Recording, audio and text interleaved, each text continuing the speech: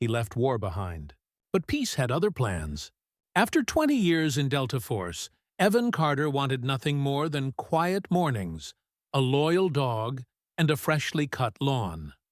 But in the suburbs of Oakwood Creek, his next battle wasn't against terrorists. It was against the Homeowners Association.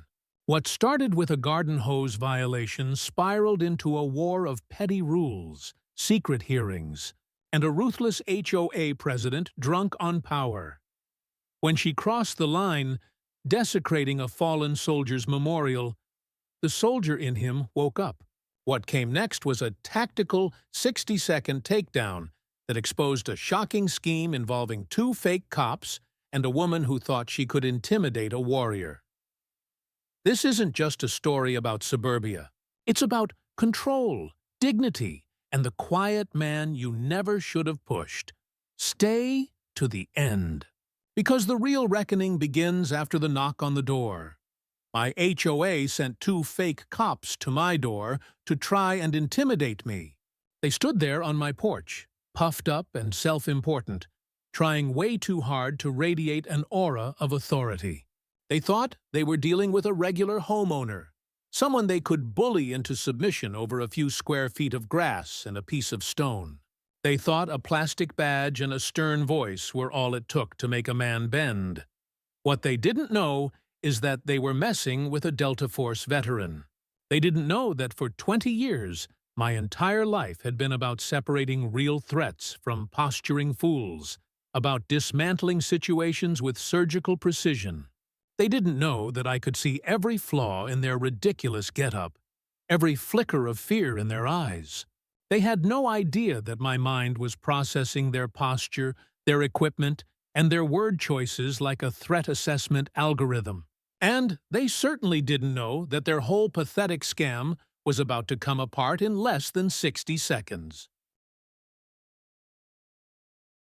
To get how we got here, this absurd confrontation on an otherwise quiet Tuesday afternoon, you need to understand why I chose this place. After 2 decades in the U.S. Army, most of it with the unit, as we called it, all I wanted was quiet. I'd had enough noise and chaos to last 10 lifetimes. The constant hum of generators, the whine of turboprop engines, the crackle of radio static. That was the soundtrack to my life for 20 years. Quiet wasn't just an absence of sound. It was a state of being I craved.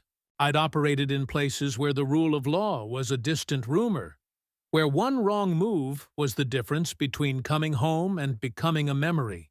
I've rescued hostages, hunted high-value targets, and stood on the razor's edge of international incidents. My world was one of intense focus and brutal efficiency.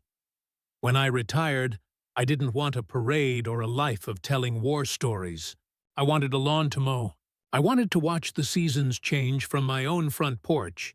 I found this house in a subdivision that looked like it was pulled straight from a postcard. Manicured lawns, identical mailboxes, and a quiet so profound you could hear the wind in the oak trees. It was the exact opposite of my former life, and that's what I was paying for. It was called Oakwood Creek, and it promised harmonious living. I bought the house, a nice 2-story brick colonial, and for the first 6 months, it was everything I'd hoped for. I fell into a routine. Morning coffee on the deck, watching the sun burn the mist off the small pond behind my property. Then a long run with my dog, Buster, a Belgian Malinois, and a retired military working dog just like me. He'd spent 8 years sniffing out explosives, and now his most demanding task was sniffing out the perfect spot to do his business. He was smarter than most people I'd ever met, and twice as loyal. After our run, I'd spend hours in the garage, meticulously restoring a 1968 Dodge Charger. The smell of oil and metal, the satisfaction of fitting a piece perfectly into place. It was therapy. My neighbors were pleasant enough. We'd wave. We'd make small talk about the weather or the local sports team. A guy named Tom, 2 doors down, had a similar classic car, and we'd occasionally talk shop. It was peaceful. It was normal. I was a ghost in my old life, and I was happy to be just another quiet neighbor in this one. I paid my HOA dues on time, kept my lawn trimmed to the prescribed 3 inches, and put my trash cans away by sunset on collection day. I knew the rules. In my old job, knowing the rules of engagement was everything. Here, the rules were just about lawn care and paint colors, but I followed them with the same discipline. It was easy. It was peace, but peace, as I've learned, can be a fragile thing. Sometimes the biggest threats don't come from thousands of miles away. Sometimes they live right down the street and hold monthly meetings in the community clubhouse, wielding a 3-ring binder of bylaws like a weapon. My first real introduction to the Oakwood Creek Homeowners Association came as a beige envelope. Inside was a letter on heavy cardstock, informing me in the coldest terms that my garden hose was in violation of Community Standard 3.4 regarding the visible storage of garden implements. My hose was coiled neatly on a dark green decorative holder, almost entirely hidden behind a large azalea bush. You could only see it if you were standing at a specific angle and actively looking for it. The letter gave me 7 days to rectify the violation or face a $25 daily fine. I read it, looked at the barely visible hose, and laughed. It was absurd. I figured it was just an automated letter sent by someone with too much time on their hands. I moved the hose into the garage. Problem solved. A month later, another envelope. This time, my welcome mat was a non-conforming material and design. The bylaw it cited stated all doormats must be made of natural fiber. Mine was a durable, weatherproof rubber mat designed to trap mud. Far more practical. The letter was signed by a single name. Brenda Miller, HOA President. That's when I put a name to the petty tyranny. I started asking around. My neighbors, when I could get them to talk about it, would roll their eyes at the mention of the HOA. They told me about Brenda, a woman in her late 50s whose children were grown and whose husband traveled constantly for work. Her entire identity, it seemed, was wrapped up in her role as president of our 200-home subdivision. Her reign was one of arbitrary enforcement. If she liked you, your slightly too tall sunflowers were charming additions to the community aesthetic. If she didn't, your birdbath was a potential mosquito breeding ground and a public nuisance. My next run-in was over my trash cans. Collection was on Thursdays. My routine was to take them out Wednesday night and bring them in Thursday afternoon when I got back from my weekly volunteer shift at the animal shelter. One Thursday, I had to stay late to help with a litter of abandoned puppies. I got home after dark. The cans were still at the curb. I was tired, so I decided to get them in the morning. At 7 a.m. Friday, as I was drinking my coffee, I saw Brenda Miller herself standing on the sidewalk, taking a photo of my trash cans. An hour later, an email hit my inbox with the photo attached. A formal warning for violating the rule about cans being stored out of sight by sunset on collection day. It felt less like a notice and more like surveillance. For the next year, I played the game. I got letters about the color of my flower pots. Terracotta was apparently garish. The brand of my mailbox, the one the builder installed, and for parking my truck with its tires barely touching the edge of the grass for the 10 minutes it took to unload a new washing machine. Each time I complied without complaint. I changed the pots to a muted gray, sent a photo of the original mailbox invoice from the builder, and apologized for the truck. It wasn't about being submissive. In my world, you choose your battles. A flower pot isn't a hill to die on. My energy is a finite resource, and I refused to waste it on something so meaningless. I was calm, polite, and compliant in my email responses. And I think that's what drove Brenda crazy. She wanted a fight. She wanted the thrill of putting someone in their place, of making them argue so she could shut them down with her authority. My polite, immediate compliance denied her the conflict she craved. It was like I was a gray rock. She'd push, and I'd just roll a few inches and settle. Her frustration was palpable in the increasingly nitpicky violations. She was hunting, looking for the one line I wouldn't cross, and eventually she found it. My best friend in the unit was Sergeant First Class Ben Carter. We went through selection together, served on the same team for a decade, and saved each other's lives more times than I can count. He was whip-smart, funny, and had a ridiculous obsession with 80s rock music. He was my son's godfather, my brother in every way that mattered. 2 years before I retired, Ben was killed in an operation in the Hindu Kush Mountains. His loss left a hole in my life that will never be filled. When I bought my house, I knew I wanted to honor him. Not with something big or ostentatious, but something quiet and permanent. In a corner of my backyard, shielded by a large oak tree, I built a small memorial garden. It took me 3 weekends. I laid the flagstones myself, planted perennials that would bloom from spring to fall, and installed a simple stone bench. The centerpiece was a small, flat granite stone, no bigger than a welcome mat, engraved with, "In memory of SFC Benjamin Carter, a warrior, a brother, Sinapari." Sinapari. It's the motto of the unit. Without equal. That garden became my sanctuary. It was where I drank my coffee, where Buster would lie at my feet, where I went when the quiet felt too loud and the memories felt too close. It was a place for reflection, and it was completely enclosed by my 6-foot privacy fence, invisible to the outside world. To see it, someone would have to be deliberately peering over my fence from a neighboring property. You can guess what happened next. The beige envelope arrived. This letter was different. It didn't quote a specific bylaw, but spoke of unapproved landscaping, structures and permanent installations, and demanded the immediate removal of the unauthorized stone marker and associated bench. This wasn't about a hose or a doormat anymore. This was a desecration. It was an invasion. For the first time, I didn't comply. I wrote a polite, firm letter back to Brenda and the board, explaining that the garden was a private memorial for a fallen soldier and was located in my fenced backyard, not visible from any common area. I appealed to their sense of decency, assuming wrongly that they had one. Her response was brutal. She sent an email to the entire board, but in her haste, she mistakenly copied me. In it, she called my garden a maudlin and theatrical display and a transparent attempt to curry special favor using military service. She wrote, "If we grant an exemption for him, what's next?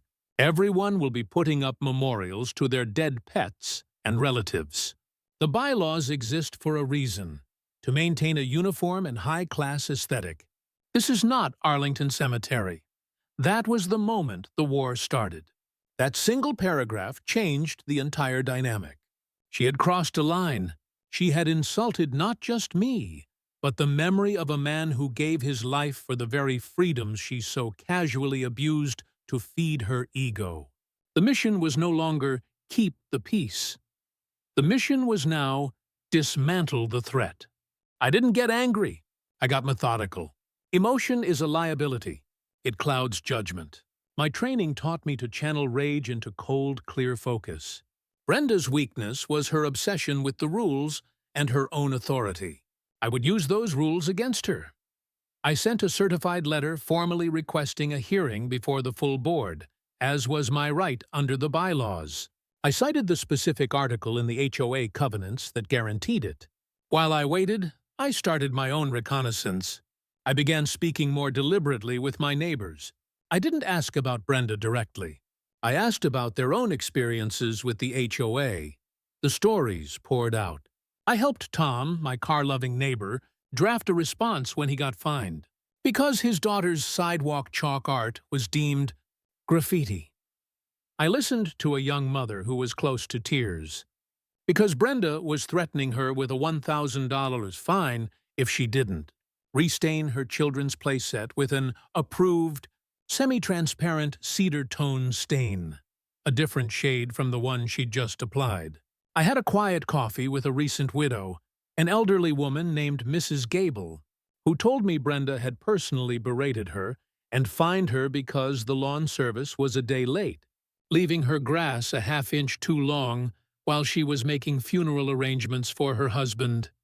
I gathered these stories, documenting dates, names, and specific bylaw citations.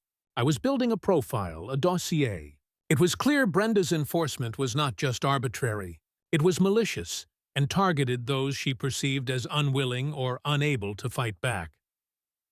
The hearing was a kangaroo court held in the sterile beige community clubhouse. Brenda sat at the head of the table, flanked by 4 other board members. 3 of them, 2 men and a woman, looked uncomfortable. The 4th, a man who puffed out his chest just like Brenda, looked at me with open hostility. They were her hostages and her lieutenant. I spoke for my allotted 5 minutes. I didn't talk about Ben. I didn't appeal to emotion. That was not the mission. I spoke about property rights, the legal limits of HOA covenants in our state, and the lack of any specific bylaw my memorial violated. I presented a dozen photos of other unapproved structures in the neighborhood, decorative fountains, benches, and large statues in other yards that had been ignored for years.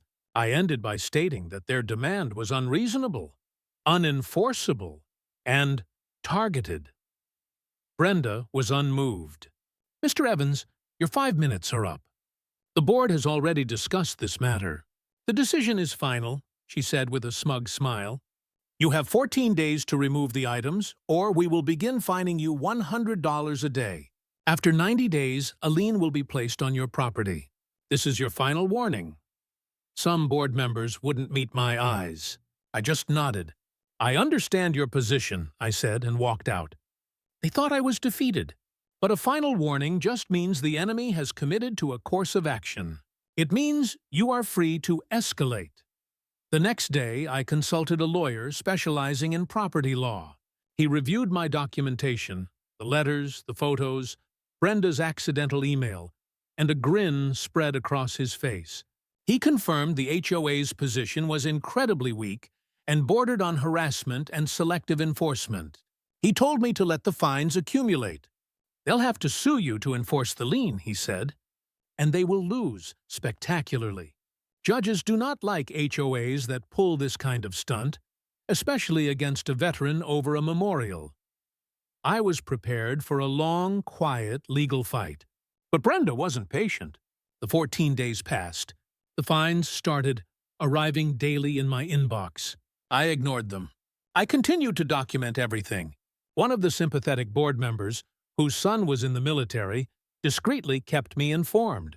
Brenda was becoming unhinged in board meetings, furious that I wasn't backing down, that her threats were having no effect. Blinded by rage and her own inflated sense of power, she made a critical mistake. She decided the legal process of fines and liens was too slow. She needed a show of force, a public victory. She decided to send the cops. Or at least people she wanted me to think were cops. And that brings us to this afternoon. I was in the kitchen cleaning up after lunch when Buster, who had been dozing at my feet, shot up. His ears were pinned and a low growl rumbled in his chest. This wasn't his squirrel bark or his mailman yip. This was his unidentified personnel at the perimeter alert. It was a sound I hadn't heard since we were both on active duty. I glanced at the security camera feed on my phone. A white, late-model Crown Victoria with no markings was parked at my curb. 2 men in cheap, dark blue security uniforms were walking up my driveway. One was heavy-set and middle-aged. The other was younger, wiry, and visibly nervous. They moved with a clumsy, uncertain gait, not the economical, confident stride of law enforcement. Something was wrong. A sharp, unnecessarily loud knock echoed through the house. "Easy, boy," I said to Buster, putting a hand on his back. The growl subsided into a low hum. "Stand down." I walked to the door, my training kicking in automatically. Threat assessment is an ingrained, subconscious process. Scan, assess, plan.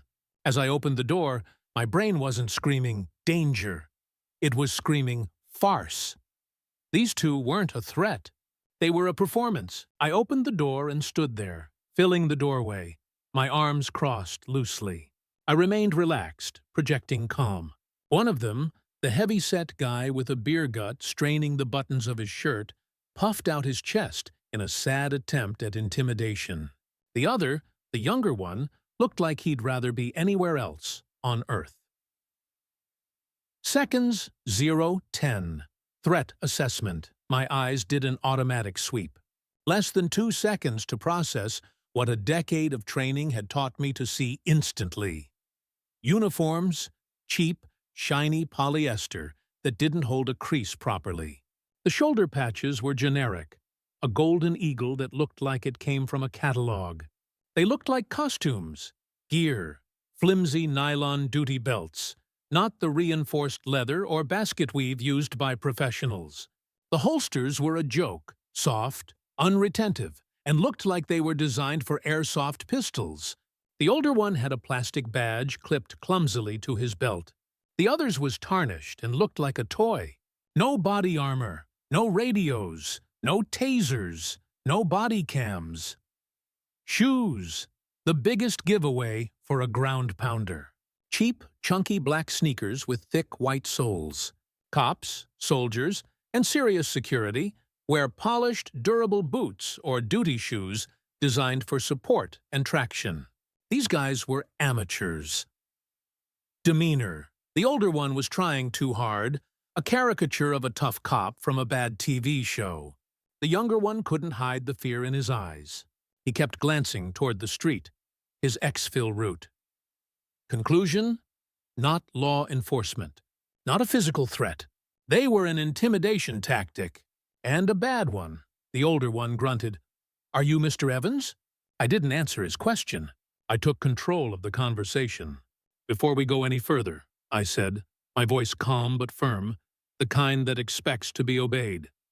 "I need to see some identification. Who are you gentlemen with?" He blinked, thrown off script. "We're with enforcement." Mistake number 2. Enforcement is a function, not a department. A cop would say city police or county sheriff's office. "Not familiar with that department," I replied coolly. "Is that city, county, or state? I'll need to see your government-issued ID and know your badge numbers, please." They exchanged a panicked look.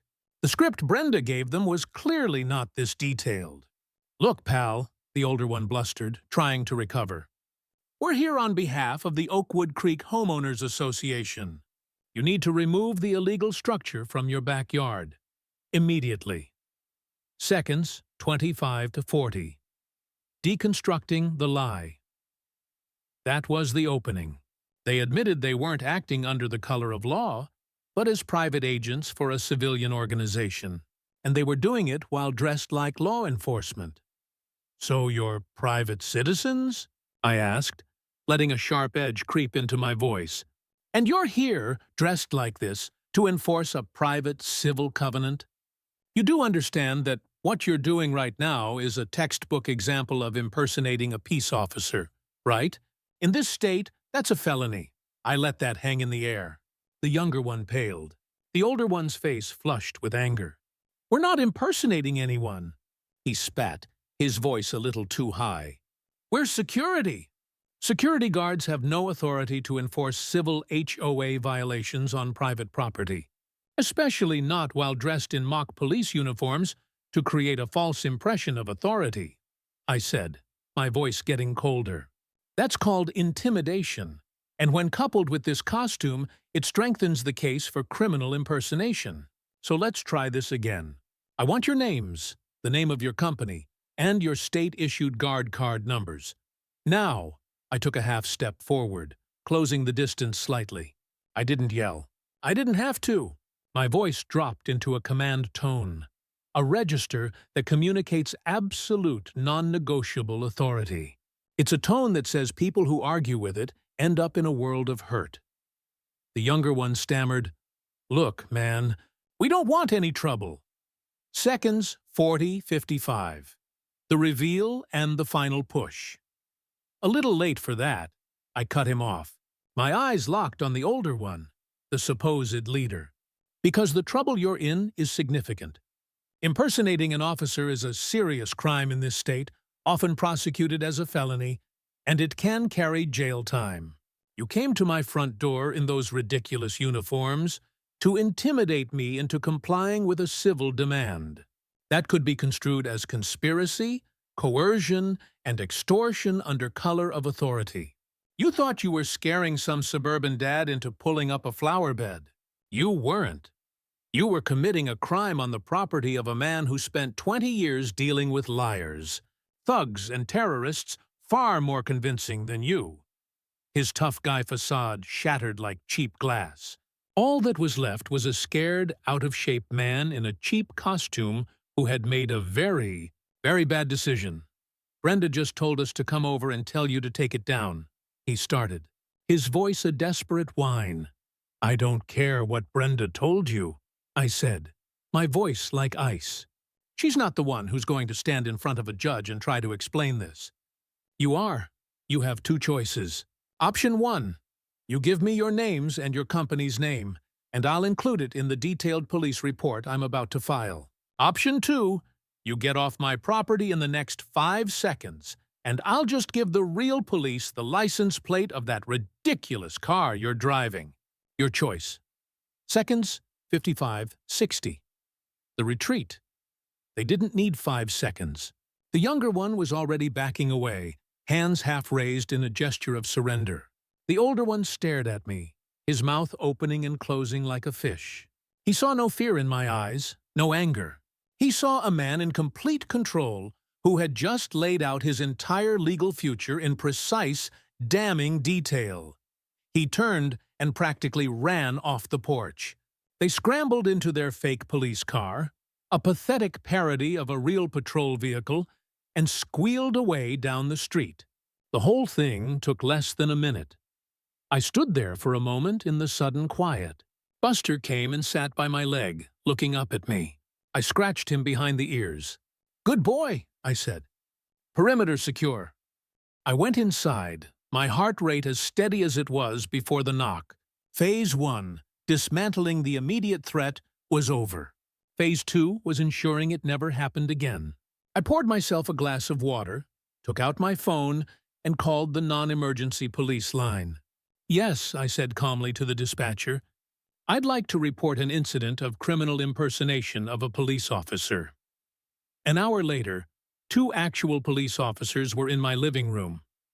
They were professional, sharp, and courteous. Their uniforms were crisp, their gear was functional, and their boots were polished. The difference was staggering. I laid it all out for them. The history with the HOA, the memorial, Brenda's escalating harassment, the kangaroo court hearing, and finally, the visit I had just received. I showed them the security camera footage from my phone and gave them the license plate number.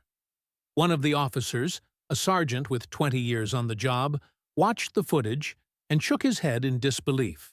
I can't believe the stupidity, he muttered. This is a felony, sir. We take this very, very seriously. When people do this, it puts real officers and the public in grave danger.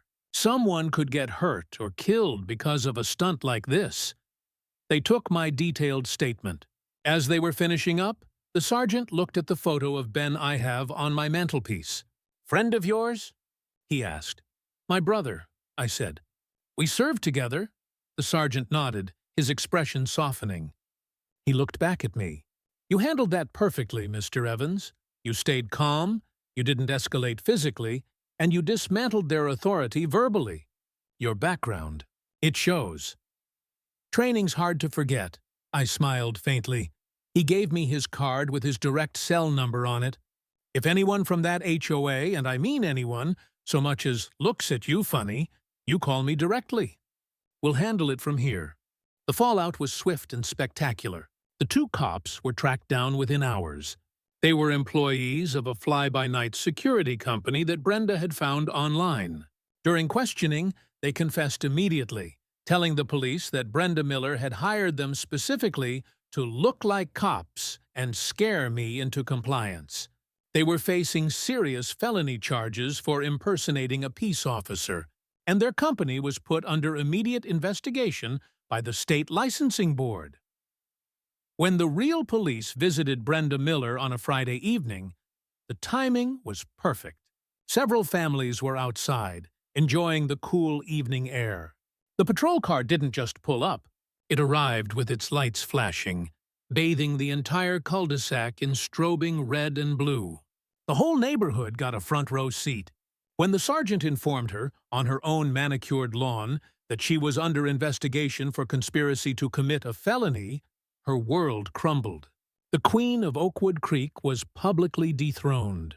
The news spread like wildfire through neighborhood text chains and over backyard fences. The HOA board, which had enabled Brenda's tyranny, convened an emergency meeting that weekend. The sympathetic board member later told me it was chaos.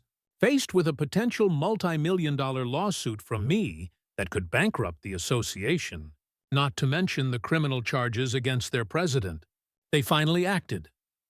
Brenda Miller was unanimously voted out and forced to step down as HOA president, effective immediately. 2 days later, the new interim president and another shame-faced board member hand-delivered a letter of apology to my house. They stood on my porch, the same spot where the fake cops had stood, and couldn't make eye contact. All fines were rescinded. The letter stated the memorial garden was no longer an issue, and that they deeply regretted the unacceptable, unauthorized, and illegal actions taken by the former president. In a desperate act of self-preservation, the board passed a new resolution. It created a permanent exemption for tasteful displays of military or first responder memorials. My neighbors started calling it the Evans Rule, and someone drew a parallel to the famous Van Barfoot flagpole dispute, where a Medal of Honor recipient had to fight his HOA to fly the American flag. The reign of terror was over. The neighborhood changed overnight, like a dark cloud had finally lifted. People started talking to each other more freely. The oppressive atmosphere of surveillance was gone. The board, now terrified of lawsuits, adopted a more common-sense, hands-off approach. The petty notices stopped. People looked at me with a quiet respect, but they also kept their distance, which was fine by me. They knew I had stood up to the bully and won without becoming a bully myself. I just wanted to be left alone. In the end, by using my skills for clarity, control, and methodical planning, I had protected my peace. My memorial garden is still there. It's more beautiful this year than last. Sometimes, neighbors walking by will pause by my fence, look toward the back of my yard, and give a small, respectful nod. They know what it stands for now. It's not just a memorial for one soldier. It's a symbol of the quiet strength that resides in unexpected places. It's a reminder that you should never, ever underestimate the person living next door. I spent my life traveling the globe to confront threats, but I learned that tyranny can exist anywhere, even in a quiet suburb, embodied by a woman with a clipboard and a thirst for power. And I learned that the skills I honed in special operations, situational awareness, threat assessment, intelligence gathering, and controlling a confrontation with words are just as valuable here as they were over there. Because sometimes, the most important battles are the ones you fight for your own small patch of peace. So, that's the story of how an HOA messed with the wrong veteran and got completely dismantled. It just goes to show that bullies, no matter the uniform they wear or the authority they claim, rely on fear and intimidation. When you take that away with calm, focused resolve, their power evaporates. If you enjoyed seeing justice served, do me a favor. Hit that like button, subscribe for more stories, and share this with someone who needs to see that you can and should stand up for what's right. Leave a comment below. Have you ever had a crazy experience with an HOA or a power-tripping neighbor? I read all of them. Thanks for watching. Stay safe, and never let anyone make you feel small in your own home.